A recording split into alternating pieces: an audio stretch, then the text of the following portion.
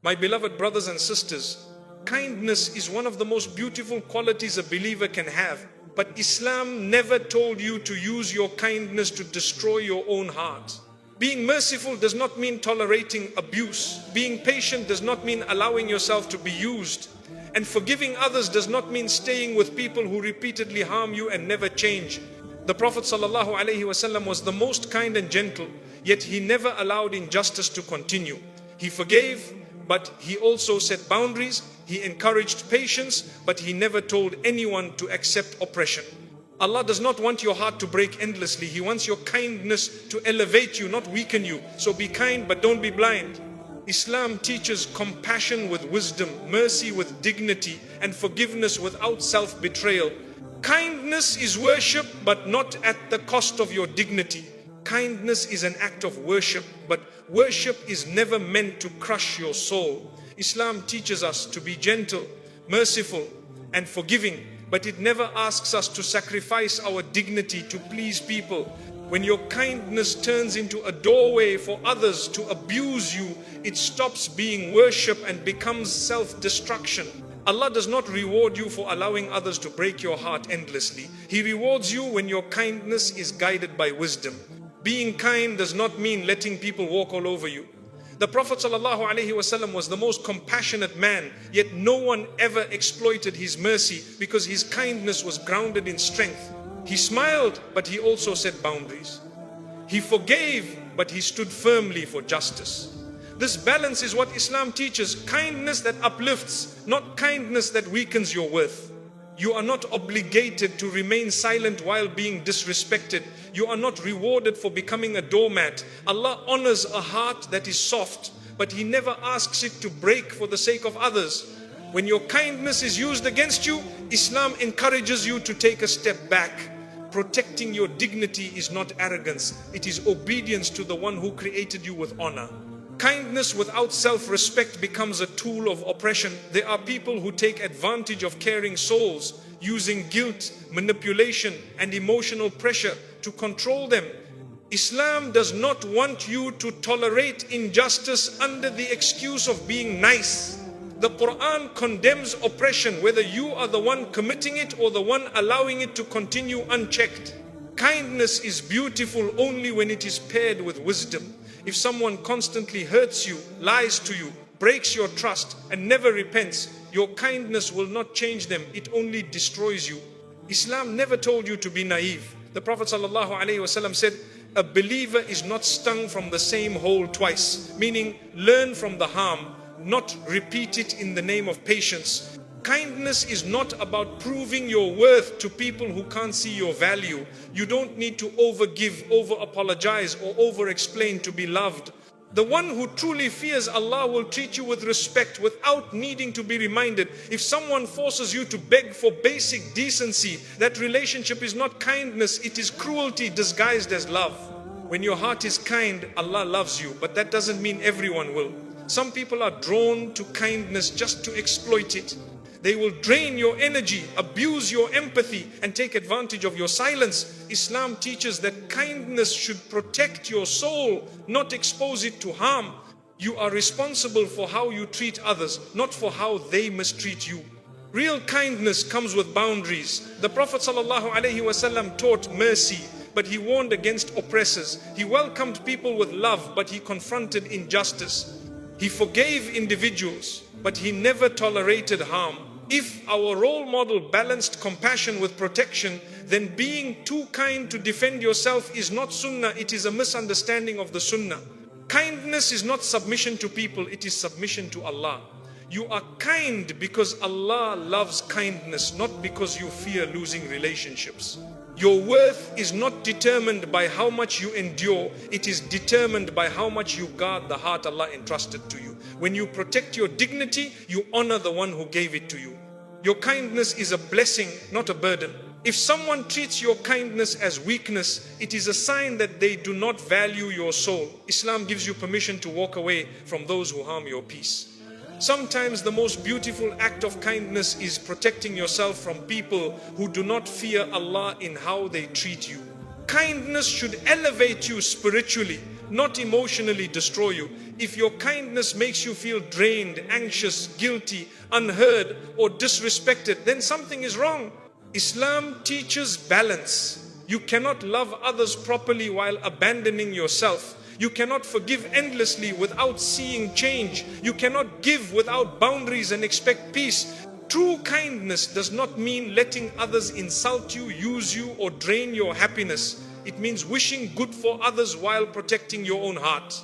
It means helping those in need, not enabling those who harm you. It means being gentle without neglecting your right to dignity. Islam teaches you to love others, but never more than you love your own soul.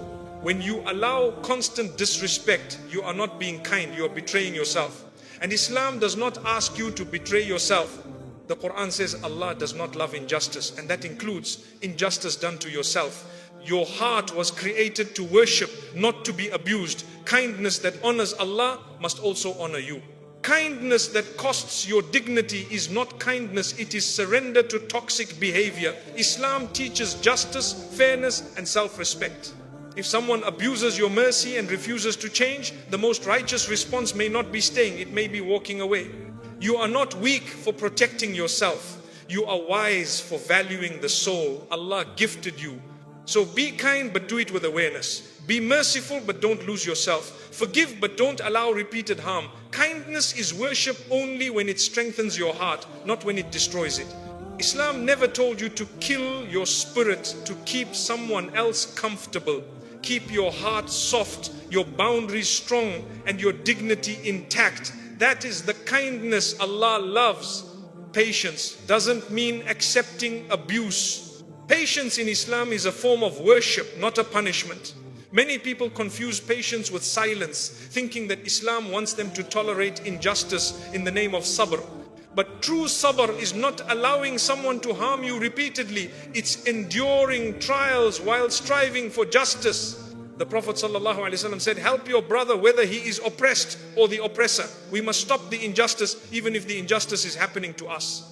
Patience is not turning yourself into a target for emotional, verbal, or physical abuse. You are not rewarded for letting someone break your spirit, insult your dignity, or harm your peace just because you want to be patient. The Quran says that Allah does not love injustice, and He does not expect you to tolerate it. Patience is strength, not surrender. Real patience is staying calm while taking the necessary steps to protect yourself.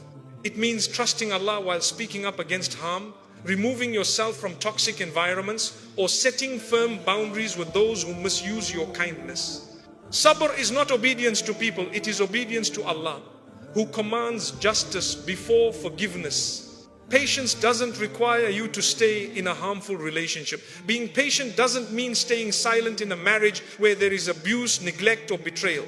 Islam allows a person to walk away from oppression. The Prophet ﷺ never told anyone to remain in a situation where their heart, faith, and safety are at risk. Your value as a believer remains even if you leave what breaks you. Patience does not mean accepting repeated disrespect. You may forgive someone once, twice, or even more, but if they refuse to change, your patience must shift from tolerating them to protecting yourself. The Prophet ﷺ forgave countless enemies, yet he also took steps to prevent harm. Islam teaches balance, mercy with caution, forgiveness with justice. True patience involves recognizing when the situation is harming your faith. If your relationship with Allah is suffering because of the pain someone is causing you, walking away is an act of worship. Allah wants your heart to be at peace, not imprisoned. Sometimes patience means letting go of what corrupts your soul and trusting that Allah will replace it with something better. Patience is not emotional slavery. It is not waiting for someone to stop hurting you when they have no intention to change. It is not continuing to sacrifice your mental health for people who don't sacrifice even a little respect for you. Allah does not want you to endure pain that strips away your dignity. Patience must be for His sake, not for the sake of toxic individuals. Sabr does not mean keeping quiet to avoid conflict. We are taught to stand against wrongdoing with our words, our actions, and if we can't, with our hearts. Remaining silent in the face of oppression is not a sign of being pious. It is a sign of allowing harm to continue. Speaking up with wisdom is part of faith, not a betrayal of it. Don't let anyone use religion to force you into suffering. Some people use patience as a weapon, convincing you to stay quiet so they can continue hurting you without accountability. This is not Islam. This is manipulation. Islam honors your dignity. Allah hears your silent pain, sees your hidden tears, and never expects you to hand your heart to someone who crushes it. Patience is protecting your heart while still being fair. You can distance yourself without hatred, you can set boundaries without revenge, and you can leave without carrying bitterness. Islam teaches that you are responsible for your integrity, not someone else's comfort. Do what pleases Allah, not what pleases people, at the expense of your soul. Patience also means knowing your worth. A believer is honored by Allah and must honor themselves. You are not weak for choosing peace over pain. You are not sinful for removing yourself from someone who consistently harms you. You are not betraying your deen by safeguarding your dignity. You are fulfilling it. Patience is a journey of healing, not tolerating harm. You don't need to prove your goodness by enduring someone's abuse. Your Lord knows your heart, your struggles, your intentions, and your sincerity. When you protect yourself, you're not abandoning patience, you're practicing it with wisdom. Real sabr sometimes means leaving with peace, trusting that Allah will take care of what you walked away from. He knows what you cannot say and sees what you cannot show. Turning away from harm is not losing faith, it is returning to Allah with your heart intact. You cannot worship properly when your spirit is crushed. Patience is choosing to heal instead of being hurt. It is protecting your dignity instead of sacrificing it. It is walking away with grace instead of fighting for someone who fights against your peace. Allah never asks you to destroy yourself to keep someone else whole. Your sabr should build you, not break you. So be patient but with wisdom. Be merciful but with self-respect. Forgive but don't stay where forgiveness is taken for granted. Allah loves patience that preserves your heart, not patience that destroys it. Protect your soul, value your dignity, and remember, Islam never demands that you bleed to prove you believe. Forgiveness is about your heart, not staying with the wrong people. Forgiveness in Islam is a purification of the heart, not a prison for the soul. Allah loves those who forgive, but He never commands you to hand your heart to people who continue to damage it.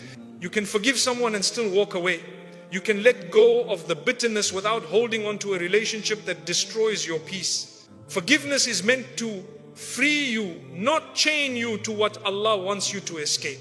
The Prophet ﷺ forgave his enemies, yet he did not welcome every one of them into his inner circle. He showed mercy, but he also demonstrated wisdom.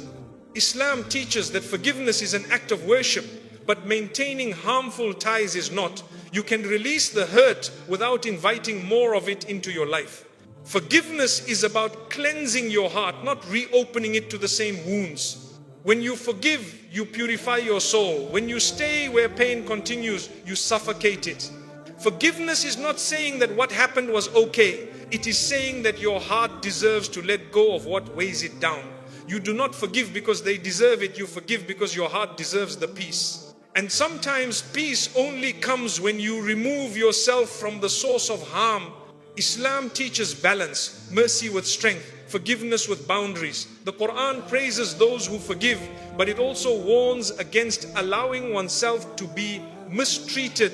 Letting go of resentment does not require you to tolerate abuse. You can forgive someone for hurting you and still protect your dignity by staying away from them. This is emotional maturity, not cruelty.